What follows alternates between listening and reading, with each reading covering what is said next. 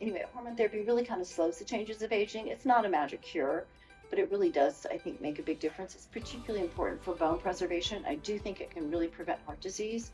And the maximum benefit is to start as soon as possible. There are some risks, but we can minimize those. And I really push the patches, and I really think natural progesterone is important. And it's really great if you have hysterectomy, then we can kind of get rid of the progesterone entirely, because that's really the big breast cancer risk. It's not the estrogen, it's the progesterone. And I think education is super important. And I have this long discussion with all my patients, and I give them articles, and I think it's super important for people to feel comfortable with that decision. Because then I tell people, you're going to know more about this in your primary care after we've talked. I'm going to give you the articles. Your mammographer may give you funny looks. You need to be comfortable with that decision. The data is really there.